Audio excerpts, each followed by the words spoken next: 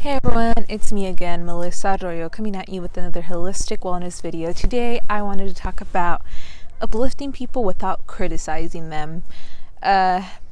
While criticism is self-perceived, sometimes there's some ways we could talk to someone without, or at least with minimal critical language. So let's go ahead and begin. Like, subscribe, hit that little notification bell if you'd like to check out my newest video when it's released. So yeah, it's kind of funny that sometimes when we think we're uplifting someone, it comes off as critical. It could be family member, a significant other, a sibling, well, because it's a family member. It could be a friend, a coworker. And sometimes the language we use to help someone become a better person, or we think we're helping them become a better person, or just helping the situation, sometimes we come off rude or critical. And it is in our language, and in how we say things that could be misconstrued, right? So some of the things that we could practice whenever we are trying to uplift someone or trying to give, constructive criticism with someone is, first of all, being patient. Knowing that sometimes people do not take things in the way we hope that they will take them. And knowing that sometimes emotions will arise. So patience with yourself and with the other individual, or individuals, because it could be in a group, it could be a family thing or a friend group thing. So being patient, it is key. Another thing we could try to do is not solving people's problems and not invalidating their feelings. That being said, when an individual comes to you or people come to you and they are sad about something, mad about something, listen to them. Really listen to them and be like, oh wow, yeah, I'm hearing you. Instead of like, oh, you should do this. Oh, you should do that. You shouldn't really feel like that because, you have so much going on for you, or the time will pass, things happen for a reason.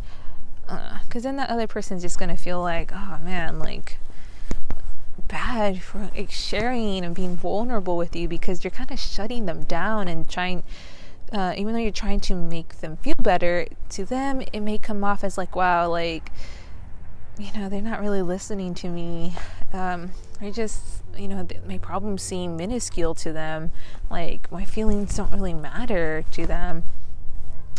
And so, it's important to just really listen and reflect, like, wow, that must have been tough for you. Wow, I understand that you're going through this. Sometimes it's okay to be like, yeah, I've been in a similar situation, but watch out with that one, because we don't want to turn it all around and make it about ourselves when we're trying to listen to people, right? But it's great to relate to other people as well, as long as it's, not one-sided and not invalidating the other person's experience or their feelings. So patience, listening in a way that we're not invalidating the other person, and also not trying to solve other people's problems. So learning at what language to use as well is something that could be beneficial. Staying away from things that start with you are being like this, or I don't like that you're doing that.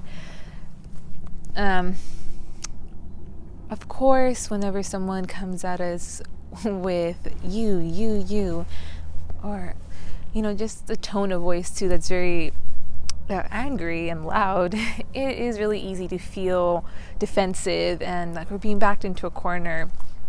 Even me as a mental health practitioner, I don't like it, even though I know what other people are doing. Sometimes I am able to self-regulate and, not lean into that. But other times, I'm a human as well, and I don't like being accused, or I don't like having people talk down on me, or I don't like people being aggressive towards me. So learning the language to use, I've noticed that this is going on. I wonder what's going on with you. I'm here to listen. Would you like to talk about what's been going on with you? And also starting things just like, I feel or I think blank because of blank. I would appreciate if blank. I feel upset because I'm not feeling heard. I would appreciate it if you really sat and listened to me instead of trying to fix what I'm saying, or instead of trying to say how I'm feeling is wrong or that things will get better. I just want to be heard. Yeah, because as humans, we all want to feel like we're connecting with someone, like we're being heard, like we're being valued and appreciated. Whether we're introverted or extroverted, whether it's a small circle or big circle around us, we're all craving that closeness with someone, that security, that vulnerability. We want to know that someone is listening to us and there for us while we are growing and learning ourselves without feeling like we have to be defensive. And so when we're uplifting others, I know that whenever I'm in the counseling room, people tell me that they like feeling heard. So, I'm not there solving their problems, trying to do like, okay, you're going to do this, and everything's going to get magically better. And that's not what counselors do. Counselors, literally, our main job is to listen and try to help people reflect on what's going on in their lives, right? And sometimes that's all we need from our friends and family too.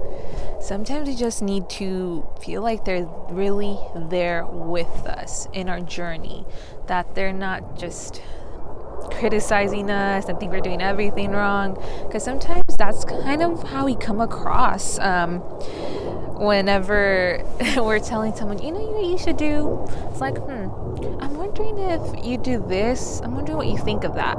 That's another way we could give someone a suggestion, like I think that this is wrong, or this is a bad idea.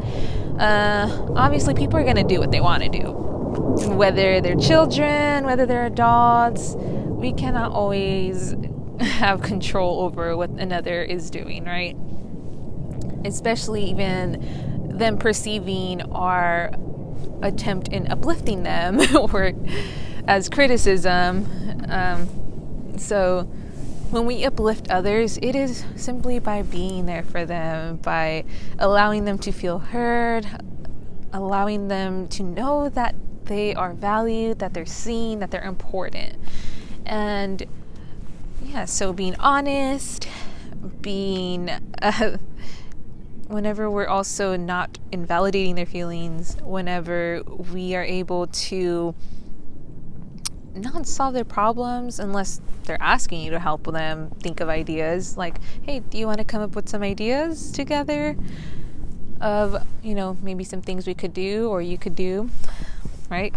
And obviously patience for each other, because we are all human beings trying to live in this world with everyone has their own emotions, their own thoughts, their own feelings, have their own experience. So let me know if you got anything out of this video. Let me know about your experiences where you wish you were just heard instead of felt like, oh my gosh, people are trying to solve my problems for me, or